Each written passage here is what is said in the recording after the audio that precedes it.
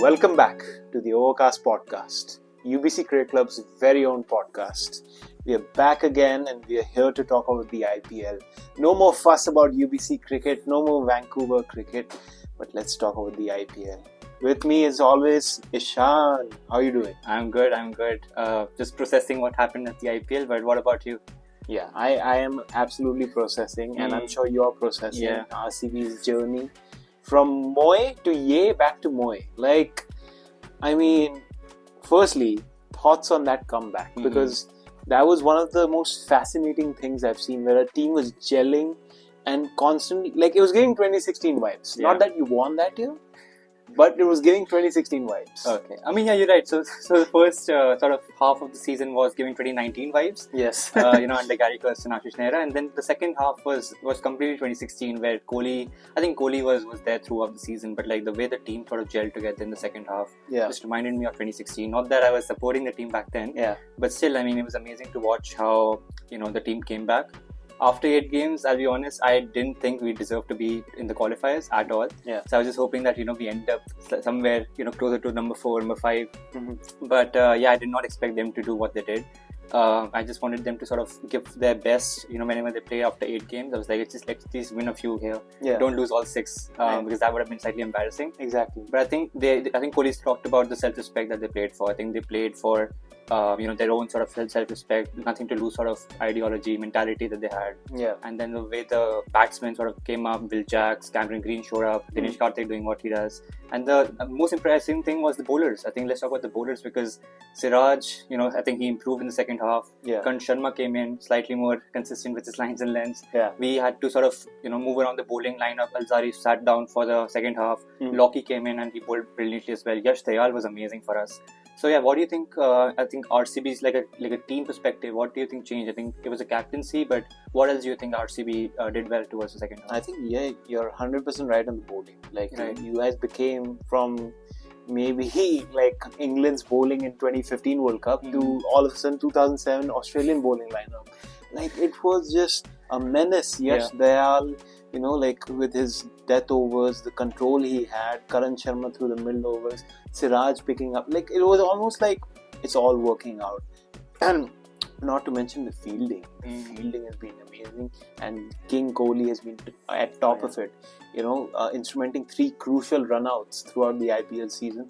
The man's 36, and it doesn't seem like he's aged in day. And of course, he leads by example. So, what do you think has been a driving motivation for Virat Kohli, despite the season they've had at the start, for him to continue giving it in the field? Yeah, you're right. I think the age never really shows on the field. The way he charges the ball every single time. Yeah. I remember even if the batsmen are taking an easy single, he does not like that. Even if it is a single run, he will not allow them to just walk across to the crease. Exactly. Always charging up the fielders to throw the ball. So from fielding perspective, Virat Kohli is just at the top of his game. Throughout, I think what pushes him is the thought that he is nearing the end of his career. Yeah. So he doesn't want to leave anything behind.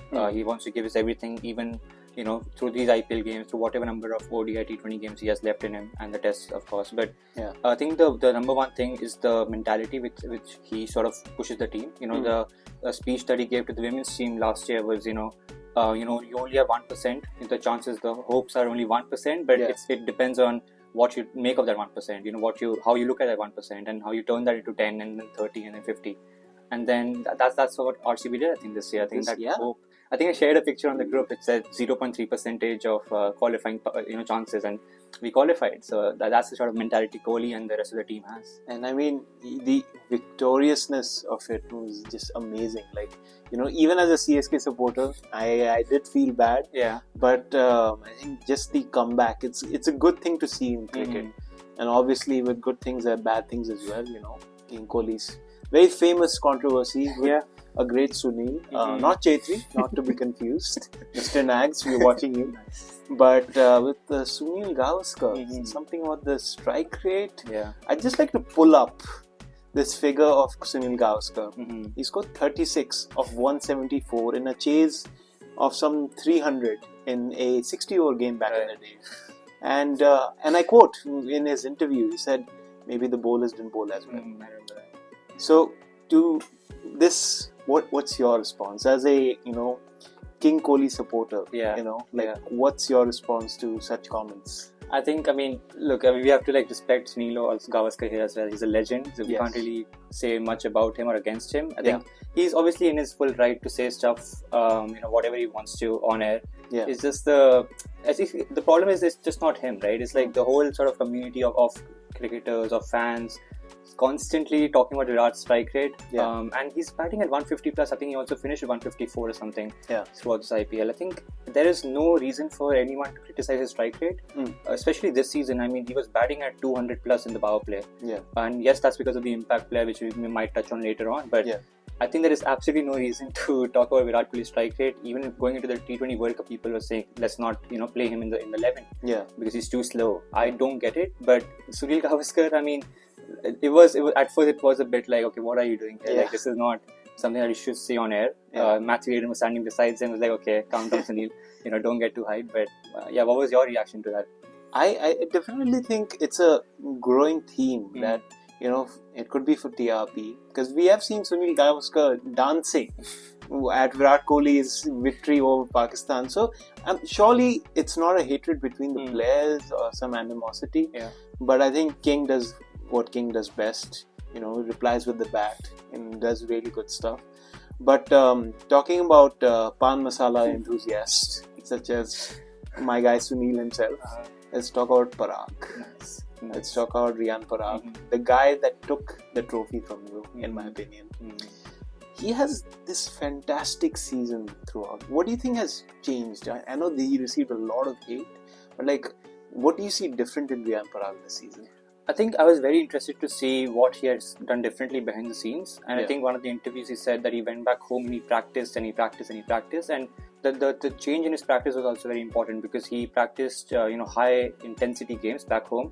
So I think that's what he's done before this season. He's gone back home, he's worked on his skills, he's worked on how to, approach the game in like a high intensity situation. And we saw that this season. He was consistently good for Rajasthan, and that's something we talked about in the auction episode as well. Like Rajasthan needs a backup for Shimron Hetmyer whenever he doesn't fire, and they found that in Riyan Parag. He was consistently firing for them, finishing games off easily, getting those 15 ball 30s consistently. It was amazing to watch from an Indian perspective as well. Him and Jurel have set this Indian lower order backbone for Rajasthan, and another reason why they've had this success again this year is because of largely due to them. Of course, Bolt plays his football, makes cricket, irrelevant. He's just there coming with those in-swingers, giving us flashbacks of old tournaments. What do you think constitutes to surely batsmen have now figured out how to play Trent Bolt, but it never comes up. What do you think is his X factor? What makes him different? I think it's just his class, right? He knows how to surprise the batsman. He now changes his speed as well. He's brilliant with the slower ball as well, in the back end. But even in the power play, he has the ability to bring it back into the right-handers. But also he has this ball of, it pitches where it needs to, but then it leaves with the angle. And that sort of confuses the batsman. Even Rohit, I think, in the Mumbai and Rajasthan game, he sort of played in for the ball coming in. He just left him and took the edge. That's the class of Bolt, because he knows that the batsmen are preparing for the ball coming in, and the one that leaves you is the one that troubles you. So Bolt was brilliant. But talking about another foreigner for Rajasthan, Jos Buttler. We talked a lot about him, after the T20 World Cup that England had. And Rajasthan were sort of banking on him to show up. But how would you rate his season, and what do you think Rajasthan sort of hoped from him, and did he deliver? I think it was a mid-season. Right. I wouldn't call it his worst season because there was a season with 6 ducks in him.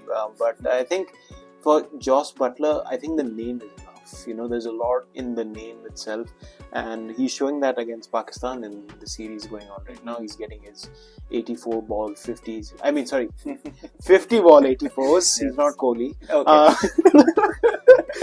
Nice. Sunil has liked the video officially. Yes. But no, I think Jos Buttler, because of the name of the player, often there's attached expectations from him with the kind of season. And I would even say because of that, because he and the other English players had to leave early, Rajasthan couldn't proceed any further, because I feel that opening dynamicness and just the fear in the opposition that Jos Buttler brings. And I think that was the end of the season for Rajasthan. But talking about another player who's been really good for Rajasthan and has gone under the radar, I would feel, is Rovman Powell. we talk about his big gun muscles. He comes in at, number 7. Impact player rule is, like messing with everything. But what do you think Rovman Powell has done over the years? Because he's struggled with the spin bowling. But now you see him as a finisher role. Like, what do you think has really helped him out? I think he's also the captain of the West Indies national team, if I'm not wrong. So I think maybe over the past couple of years, the change in leadership and the experience he's got with CPL back home. Yeah, I think that's what sort of changed his game. I feel. I think Rajasthan have backed him time and time again in this season at least, and he showed up, and even someone to replace Hetmeyer again. Rovman Powell was right there, finishing games for them. He did, it was a hit and miss in a couple of games, but consistently, more or less, he was a good enough, a reliable batter for them to get those 15 ball 30s with Parag. So he was brilliant. I mean, to be able to hit bowlers consistently, and bowlers who are getting good at those Yorkers and those slower, bouncers, even with the, the 2 bouncer rule. Yeah, he didn't care. I mean, he was putting them 15 rows back with these, and I think even when the practice matches, he smashed Australia as well. He was one of the few batters to get 50. It's amazing to watch. I think from a West Indian point of view, because I really hope for them to go well at the World Cup. I think Rovman Powell is a big player for them for that World Cup. And you're right, as a backup to Hetmeyer, because he misses his flights all the time. So there you go. Call back. There you go. But talking about finishers, let's talk about someone who's recently concluded his career. He's absolutely demolished it. The iconic player from CSK. Yes, of course. Of course, I'm talking about Ambati Rayudu. Of course, yeah. Who else? Right. Who else could we be talking about? So, what do you think about Ambati Rayudu's comments? Again, it goes in line with Sunil Gavaskar's comments. And the difference between Sunil Gavaskar deserves that respect. Exactly. Okay. Exactly. And what interesting stat I found. Of course, Kevin Peterson made it very clear on air. Right. But here in my very little podcast, I'd like to mention Ambati Rayudu 61 international matches. Virat Kohli 80 international centuries. So just a comparison. But no, what I meant was MS Dhoni. What I actually meant was MS Dhoni. His career, one can say has come to an end. The very first time in a match, batsman hits a ball for a 6, and that helps out the bowling team. Yeah. So that CSK RCB game. Firstly, what were your emotions going through that final over? It was crazy. I mean, look, I don't know what happens to Dhoni against RCB. I saw it against Umesh Yadav, I think 5-6 years ago. I don't even remember. Yeah. It's just terrifying. Whenever he comes to the crease, even if it's 30 of the last 8-9, I'm not leaving my seat at all. Dayal bowling. Exactly. But Yash held us now, even though he pulled a waist side full toss. Yeah. And that, like you said, it helped us out in the end because the ball was getting so wet. Yeah. Faf was going to the umpire every other ball, asking him to switch the ball. Yeah. They said no, and then Dhoni helped us out by hitting it out of the stadium. New ball comes in, bowls a beautiful back of the hand, straight up, and then Swapnil saying, he's been the lucky charm for us. So a 6 helping a team out, and it was brilliant. But of course, a CSK player would help out the Faf. Of course. You see the loyalty there. We don't care if he didn't finish in the playoffs. It's the loyalty that counts. There you go. But so for MS Dhoni, like we say, Tala for a reason. But does he have any more seasons? That's the real question here. What do you think? Is this it? Is he waiting for Kai Kohli to make his debut? Like, what's going to happen? Who knows? I mean, look, the fan in me says, okay, maybe 1 more, maybe 2 more, maybe 3 more. But we know the reality. Okay, you can't keep going on forever. And I think Dhoni is the kind of guy who will, say, I'm done. Yeah. Middle of the year, when the IPL has sort of died out. Yeah. No one's talking about the IPL. He'll sort of say, he'll just post on Instagram saying, I'm done. Yeah. Consider me retired. I think that's the sort of character he is. I do expect him to put on a retirement post in a few months. Yeah.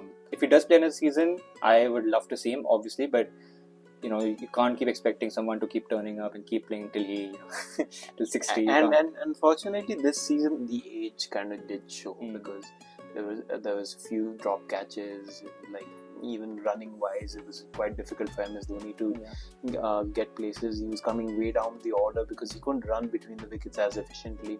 So I think just from a franchisee's standpoint, I think they'd look at other keepers. Right. And even with the mega auction coming up, I don't think you should retain him now. Exactly. So maybe that's another reason. Because you do have Ruturaj, Gaikwad, Jadeja and whatnot. Yeah. But another keeper that's free in the market now that I hear is KL Rahul. Yes. Do you think he's playing for LSG? Despite the bromance between him and Sanjeev Goenka. What was that? What was that about? Like, I don't think that's the way you should treat your captain at all. Definitely not. You know, on air, in the public. But I hope he comes to RCB. You know, there's been some talks behind the scenes of him wanting to come back to Bangalore or Bengaluru. Calm down. Just because your keeper also retired with no fuss. Exactly. So we need a keeper as well. You know, we're going to the auction looking for KL Rahul. That'd be great. Imagine KL and Kohli batting again after 2016. Wow. You'd score 120 in 20 overs. only to like not retain him the next year. Exactly. So, there you go. No, but I think talking about KL Rahul and LSG as a whole, I think it was just a mixed bag season because there's some players that were on their game. Start of the season, I remember Mayank Yadav, this big sensation. We're going to take him to Border Gavaskar. We're going to take him there. Now he's in the hospital. We've taken him to the hospital. But I think Nicholas Pooran has been fantastic this season. And again, you mentioned the West Indies, like it's being an established force. I think Nicholas Pooran will be an essential part of it. And along with him, of course, another Aussie, Marcus Stoinis. They both have been so deadly. And I think, what do you think has helped them out in terms of their batting position as well this season? I think again, like the kind of quality they have, the kind of power hitting ability they have, both of them. I think they add a lot to that LSG lineup. And again, they were sort of, they were up there for the qualifying positions. They were at 4 or 5. They were up there. Yeah. And a lot of part of the reason is Nicky P and Marcus Stoinis. I think they were brilliant with the bat. Yeah. Even with the ball, Marcus Stoinis came in on the slower pitches in Ekana, at Ekana, and then he got a few wickets as well. Yeah. But looking forward to how those go in the World Cup because they are getting that form now. Stoinis did struggle initially, but I think he's picked up that form as Aussies do near the qualifiers. So I do expect both of them to sort of show their game at the World Cup. And talking about some deadly players, let's talk about the two dead teams in this IPL. We're talking about the West Coast, of course, of India, right? Gujarat and Mumbai. What went wrong? Kyun nahi hil rahi? I don't know. And it's not like we definitely did not predict Mumbai to qualify. Who did that? We never said they were the best team on paper. MI, they're the strongest on paper. 100%. MI team is so talented. Pretty much set team. Ishan Kishan, Rohit Sharma, Tim David, Tilak Verma, Akash Madhwa, Vadera. Everybody can do everything.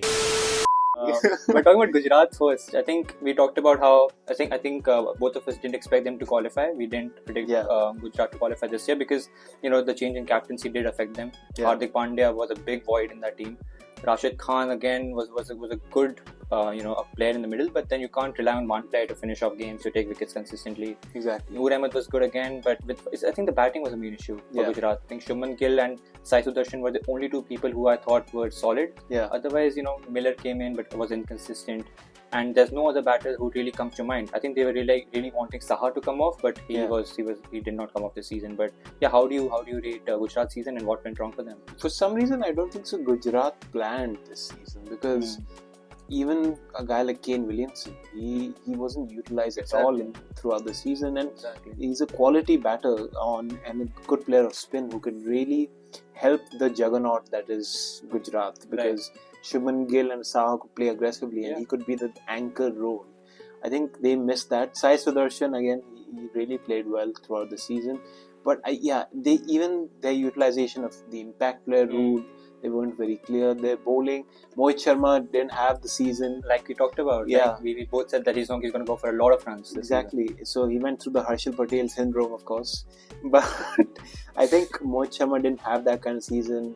The bowlers were lacking. Alzari is, now in the RCB camp, underutilized, of course. But I think that's something to look forward to. But the real shocker here is Mumbai, because despite all the issues, they have the team. Like most of India's playing 11 is from Mumbai Indians, and that just goes to show like how good, and that shows how much a team environment matters. Right. Exactly. But what do you think else went wrong specifically? Like, Was it their batting, bowling, or just in general? I think firstly they were the best team on paper. Jokes apart, we talked about in the auction episode how they had the 11 pretty much sorted before the auction as well. Yeah. I don't know what exactly went wrong. I think we did talk about the environment and the change in management, the change in captaincy, of course, and the sort of culture that was there behind the scenes. Yeah. That was the biggest factor. I think even when the home crowd starts booing you, when Mumbai starts booing Hardik Pandya, how do you expect a team to sort of gel together and perform on the field? I think that did affect them. I do expect them to make a few changes in the management for next year. Maybe Boucher doesn't get his place back. I'm not sure. Yeah. There definitely needs to be some sort of change, but technical point of view, I don't think there was much wrong. Maybe the team selections, I didn't expect them to sit on Neil Vadera for a lot of the season, which they did. They played, I think Namandeep was playing for him for a lot of the games. Again, I don't know what else they could have done. It's just that Rohit didn't come off, Ishan didn't come off for a lot of games. Hardik was kind of slow, if I can use that word, because you can't really judge someone's strike rate like we've learned with Kohli. But I think he was a bit slow in a few of the games. But I don't know, from a technical point of view, it's just the players didn't come off, and the biggest reason for that, like you talked about in the last episode or the IPL episode, was the culture, team environment. How a team gelling together, the chemistry, the vibes in the dressing room, that matters so much, and that's a perfect example of why that matters. Exactly. Because I mean, a team like Bumrah, with Bumrah in it, and but anyway, I think the real problem was they didn't play Arjun Tendulkar. That's it. That's the one. If you think about it, India won most of the ICC trophies with the Tendulkar part of the setup. That's part of the setup. Exactly. Mumbai Indians start winning, Tendulkar part of the setup. Exactly. So play Arjun Tendulkar is my point. Retain him. Yeah. But no, talking about here and there seasons, let's talk about Delhi and Punjab. Yeah. Kind of coastally, south there's amazing seasons, west terrible, north here and there. So I'll start off with Punjab because Preeti Zinta, why not? Right? But another season she has to go with a frowning face. But this time she's got two amazing players, Shashank Singh and Ashutosh Sharma. Right.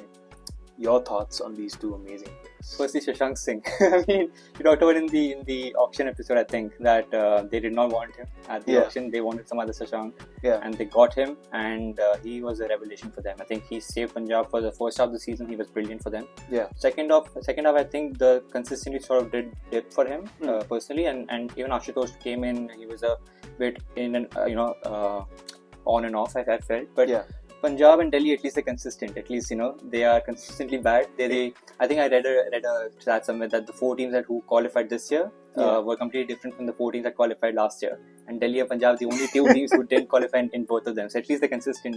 But those 2 players were the standout for me. Sam Curran did, come up as a captain. We talked about Curran and the sort of value he brings or he needs to bring. Yeah. He tried his best. I don't think there's anything he would have done. What's the scene with Punjab's captaincy? I have no idea. It was Dhawan at the start of season. Where did it was Sam Curran. It was Jitesh Sharma. Next, Preeti Zinta is out captaining, after making parathas for everybody. But no, I think Punjab can definitely up their game if they retain the right players next season. Because I'm still banking on them. Of course, you would always. I think the only Punjab fan in the room is you. Always predict for them to qualify. Exactly. They never do. But talking about another team that hasn't qualified, we'll shout back to our very own podcast guest, the Delhi fan who predicted Delhi wouldn't qualify, he called it. But I think they had some amazing players. Of course, Rishabh Pant coming back. And I had a good enough comeback for him to make it to the Indian team. That's absolutely commendable of him. But let's talk about some of the highlights. Let's talk about Khalil Ahmed, the left arm sensation. Not Yash Dayal, but the left arm sensation himself. His aspirations with Zahir Khan, and he really bowled like Zahir Khan in 2011 World Cup. This season has been in a season where you've had the most number of sixes. Yeah. In a season where the impact player rule has absolutely decimated it for all the bowlers. He has been that one shining light among very few that have actually, made the ball talk. Yeah. So what do you think is the key, and why is Delhi consistently backing Khalil Ahmed? I think that the one thing is obviously the left arm angle that he brings is a very unique quality to have in cricket, I feel. Yeah. But then you also have to know how to use it, and I think he was up there for the number of dots. The dot percentage was high throughout the season for Khalil Ahmed. He was bringing in those dots. He was bowling wide of the crease. And he was going right. At the Yorker length, at the popping crease. And he was consistently doing well at the death. Up front as well, taking wickets for DC. Again, just one of the few shining stars in the bowling lineup. I felt Nokia was terrible for DC this year. So for Khalil Ahmed to come here and show his game, I think he was sitting on the bench for a lot of the games as well. So so even to make it to the purple cap sort of list, he was up there. But it was amazing to watch from an Indian point of view, from a left-arm point of view. I think he was brilliant, and we need that talent for India, going in.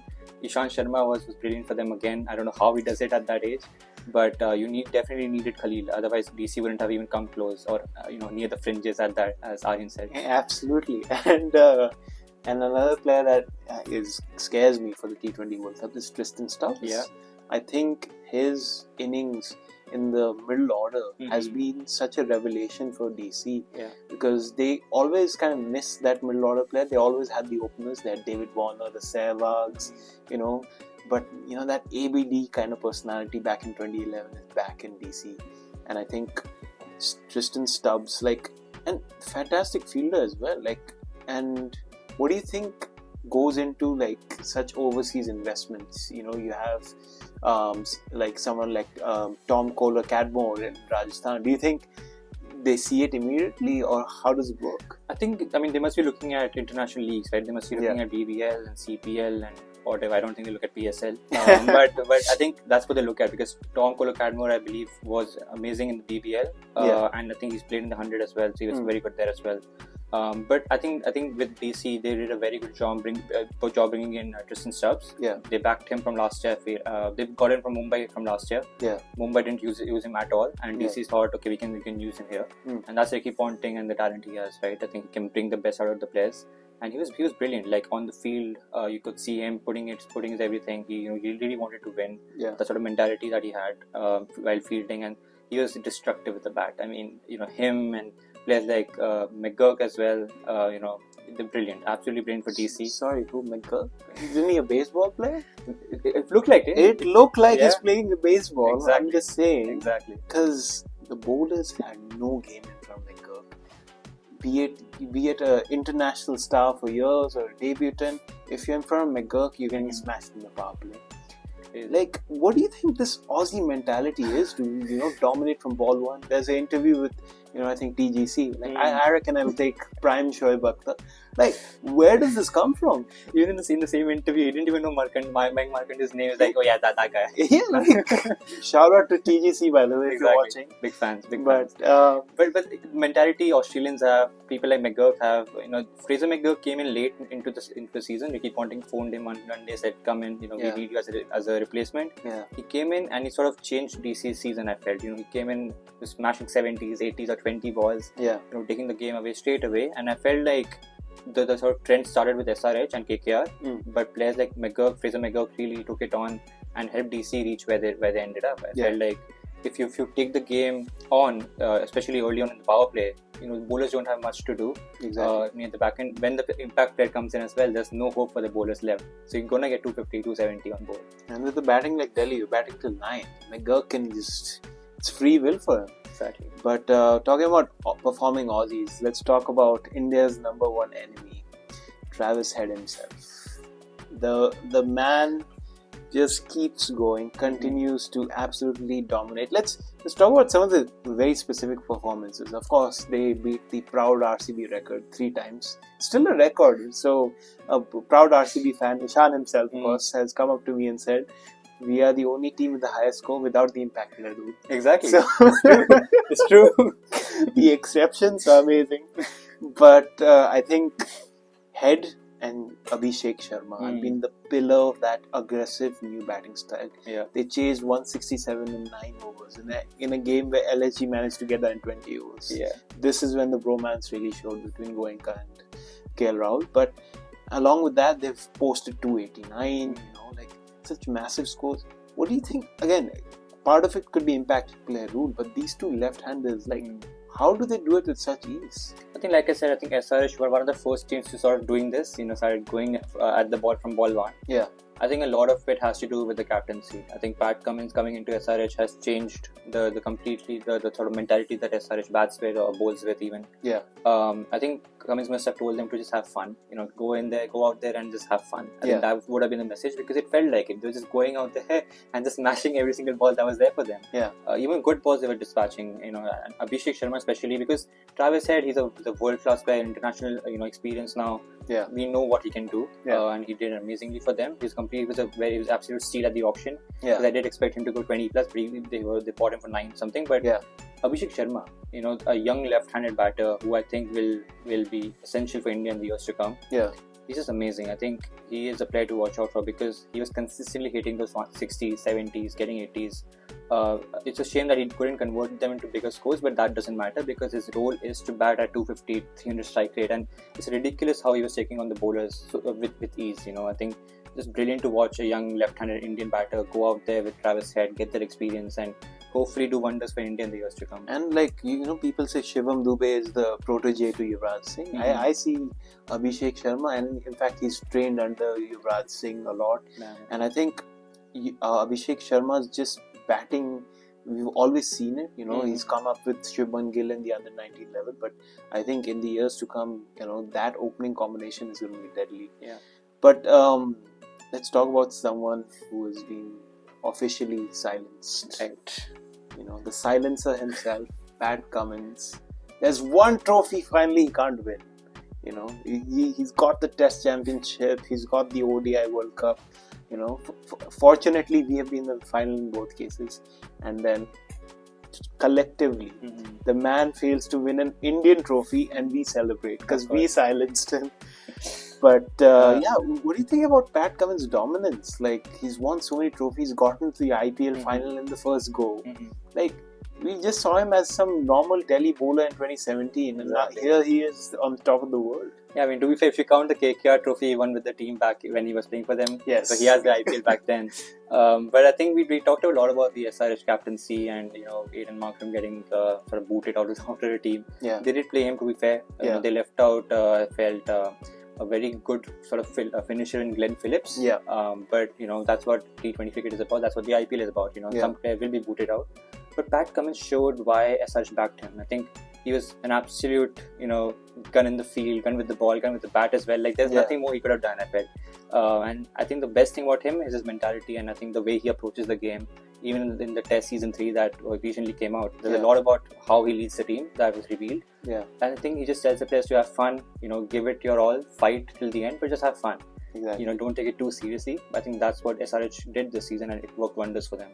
So how do you think his international experience sort of paid off, and do we now say, okay, Aiden Markram, leaving him out was probably a better decision for SRH? Firstly, I'd like to acknowledge to that one SRH fan, this is the episode for you. But I think, Pat Cummins, as you said, gun in the field, gun in every area. And I think that, mentality of going through adversity at the time of the Tim Paine controversy, of leading a great team to greatness, is what Pat Cummins holds. People will talk about this Australian team as being one of the greatest. List them amongst the Ricky Pontings, the Steve Waugh, and I think that just goes to show the legacy of the man. And I think even Pat Cummins almost got into the dance field as well. Gun in the dancing field. We saw the video that went wild.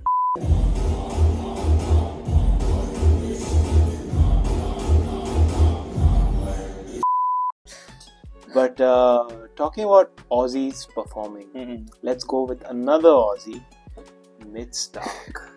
The man was trolled. The man was, the Gautam Gambhir was trolled. What a shit buy, for such a price. Yeah. And in the crucial matches, he gets Abhishek Sharma with absolute pearl of a delivery. That was the best ball of the IPL in my opinion. 100%. And he gets Travis Head.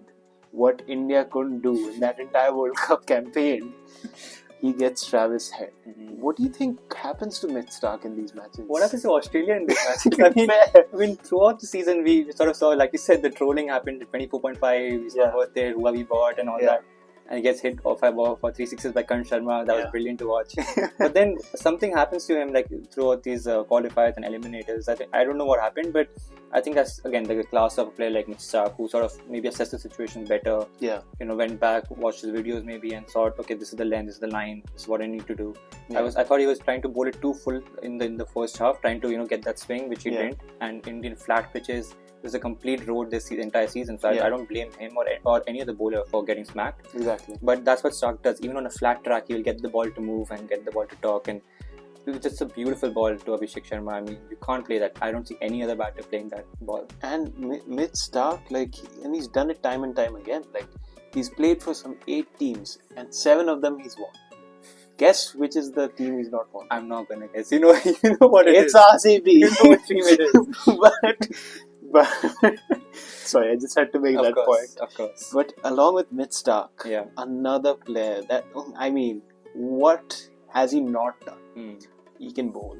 He can open the batting. He can open the bowling. He can bowl death overs. He can bat death overs. He's got 100. He's got 50s. He's Sunil Narayan, not Gavaskar. Sunil Narayan. Under Gautam Gambhir is a different beast. Yeah. What do you think happened this season? I don't know. I mean, the one thing he couldn't do before the final was smile. But even that, I think he did. Thanks to Virat Kohli as well. Of course, yes. Yeah. But I mean, he deserves to, right? He deserves to have all the smiles and all the laughs, because the kind of season he's had. I think a lot of people are crediting Gautam Gambhir, and I'm not sure, how much credit is he's worth. But I'm sure there's some role that he's playing, behind the scenes. Maybe he's having some talks with him, just play with freedom, because I think Narayan did struggle for a lot of the seasons after Gambhir left. I think they backed Narayan for all the seasons. So credit to KKR there, but he has struggled with the bat, especially with the ball. He's always been there, getting 6, 7s economy. But this season he was just absolutely brilliant with both bat and ball. I think they did rest him with the impact player rule. He didn't field for a lot of the games, but with the bat and the ball, he was absolutely brilliant. Like you said, he was opening the bowling sometimes, he was bowling the death sometimes. He was batting brilliantly, getting those 50s, getting to 70s with ease. I think he had the highest my 11 circle score or whatever. So he did have an impact there to play in all aspects of the game, and he deserves to have that achievement, because he was brilliant for KKR, and biggest reason I think KKR has won is Sunil Narayan. Definitely, and I think him and Varun Chakravarti, the middle overs, it was very difficult to get off runs with KKR, and I think they had a very balanced team. And credit to Abhishek Nair, he goes very under the radar, but he does. I think he found these talents like Ramandeep Singh, Angrish Raghuvanshi, we'll get to him as well. But and Harshit Rana, talking about another Delhi boy, giving him flying kiss everywhere. Exactly. But I think, so what do you think makes a guy like Abhishek Nair, who didn't necessarily have a glorious career himself, but has developed these fantastic careers around him? I was very interested to see what he's done with players, because I mean the biggest case study for me personally, who I saw performing, was Dinesh Karthik. I think the comeback Dinesh Karthik has had. Of course, he's RCB, that's why I'm talking more about him. But I watched a lot about Dinesh Karthik's process, and that's why I know a little bit more about him. The kind of change he's made or he's had over his, over the past couple of years. I think a lot of it, all the credit he gives to Abhishek Nair. I'm not sure what exactly they do behind the scenes. I'm assuming it's just the sort of mentality of how do you go into the routines, and how do you prepare for the games, and maybe some technical stuff as well, like how do you play different shots, and how do you pick up the bowlers from the variations that they have. But again, like Abhishek Nair has been brilliant, because there's so many players. There's, like you mentioned, 3 right there, or 4 right there, and Dinesh Karthik as well. I'm sure there are many more to come. Exactly. But I really need to watch a few more Abhishek Nair interviews, because I'm very interested to know about what he's doing with those players behind the scenes. And gauging from what I have understood, what he makes an effort is get to know every player from the background, regardless of whether he's the 18th man. Gets to know, and that's the reason why a guy like Angrish Raghuvanshi has won the IPL before Virat Kohli. Just want to lay that into you. It's true. It's true. So it's true. And fun fact, Angrish is a junior from my school. There we go. So I've actually played with him. He's an amazing player. I think brilliant to watch a young player getting, making his name in the IPL, getting to meet Shah Rukh Khan, playing with Shreyas Iyer, batting with Venki Iyer. It's brilliant to, just, experience that, because it's such an odd feeling, right? Because I played with him, and now he's playing at the biggest stage there is. It's amazing that he's had that season, because he even played for the India under 19 team as well, and he was brilliant there as well. So, yeah, great stuff. Part of the winning team, I think. He was right, and he made a few 50s there as well. And first debut game, he came in for KKR, batted in the power play, got a 50 as well. It's amazing, just amazing. Absolutely, no, you're right on that. Absolutely brilliant stuff with Amrish Raghuvanshi himself. But talking about Virat Kohli not winning stuff, Right. Hey, but at least Raghuvanshi hasn't won the UCPL. There you go. To be fair, Kohli You haven't either. Yeah, same. Yeah, true. That is true. But talking about Virat Kohli, I think that's missing in his thing is some silverware. Some trophies. All the stats do go well. Yes, he has the World Cup Champions Trophy, but that's Dhoni. I will keep that to Dhoni. But Virat Kohli, let's talk about the T20 World Cup. It's starting in a few days. It's near to us, like it's in the USA now. Right. Very weird time zones, but what do you think will happen this World Cup? What are you looking forward to? I mean, I'm looking forward to at least India winning something. Finally, I think ready for another heartbreak. Yeah. No, but I think India are going to the World Cup with a very solid team. Yeah. I think the IPL has shown us that they are really good. Like, they have high quality players in there. Yeah. They're all in form. Most of them are in good form. Yeah. Especially the bowling lineup. I feel like Bumrah, with the way he went in the IPL, he was one of the few bowlers who were bowling at 5 or 6 consistently. Exactly. Just brilliant performance from him. So I'm really looking forward to how he goes. Hmm. Very interested to see how the spinners go. Yeah. Because we picked, I think, half of our team are spinners now. Yeah. So I'm hoping that the pitches do help us in a way. Hope they're not complete flat, roads out there. That is help for the spinners. But I do expect there to be some help towards the back end of the tournament. But really hoping for an Indian win this time. Obviously biased, but yeah, I mean, hopefully. Don't worry about it. It's going to be Indian win, because the US team, the Canadian team, most of these overseas teams are filled with Indian people. I saw a reel with the Oman players speaking in fluent Punjabi. I was like, what's going on? But yeah, I think India's going to win. No, but I think it's great for cricket to It get is. involved, Canadian players involved. A lot of the Canadian players, of course, we know personally, since they play a lot of the leagues within British Columbia. Right. So I think that's amazing to see. Canada, USA, and all these other countries being represented. The qualifiers just did happen, and a lot of the warm-up matches are going on right now. So it's absolutely fantastic to see that. But let's get to the hot take. Who are your top 4, and who's going to take it at the end? I think, like I said, India's going to take it. So I do think they're going to finish number 1. Yeah. Apart from them, I think Australia again. They're Australians. Yeah. You can't expect anything less. So Australia might also just creep in there. Yeah. Maybe an India-Australia final again. Ooh. I don't want that to happen, but at least I guess that will. We've lost 3 trophies to them. Under 19, WTC, Revenge time. Revenge time. Finally in New York. 4th time lucky. Exactly. Yeah. Other than that, I feel like England, with the kind of T20 World Cup they had last time around, or the World Cup that they had last time around, Yeah. I think they'll have a point to prove. And with players like Phil Salt, we didn't talk about him. He was brilliant in the IPL as well. Yeah. He's going to be there, Will Jacks. Will Jacks, obviously RCB legend. Yeah. So he's going to be there. Hopefully England do well. I do want Josh Butler to have a good World Cup, because I really like him as a player. Yeah. Then I think, I don't know, maybe South Africa shows up, because the kind of power hitting ability they have. Heinrich Klaassen, look at Tristan Stubbs, you look at Aiden Markram, Yeah. Quinton de Kock. I don't know if he'll play or not, if he's retired. I'm not sure what the situation is there. Yeah.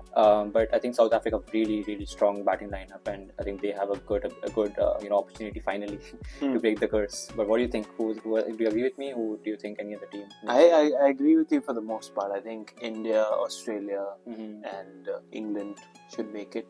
Pakistan is a very interesting contest, because I think we brought back Mohammad Amir. They have Shaheen, Mohammad Amir, Haris Rauf, Naseem Shah. That's a good bowling line. Now, few years ago, this would have been scary.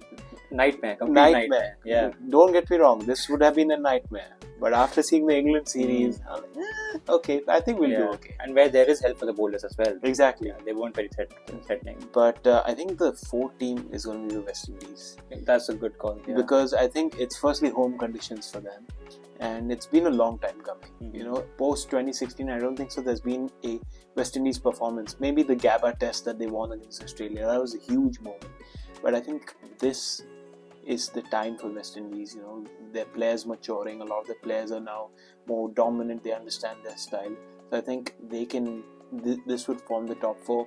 And I would say Pat Cummins has another piece of silverware in his, closet that he has. I think it's going to be Pat Cummins again. That's my call. I made this call at the CBC radio, and look how that turned out. Oh God, yes, but that's true. We are excited for the T20 World Cup. We'll obviously be coming up with more episodes as we go. This is it for this podcast. It's been a long one, and I think it deserves to be a long one. You know, the IPL and everything. Thank you so much for watching. You know, we appreciate it as always. Thank you so much, Ishan, for this podcast again. And next time we'll talk more about the T20 World Cup.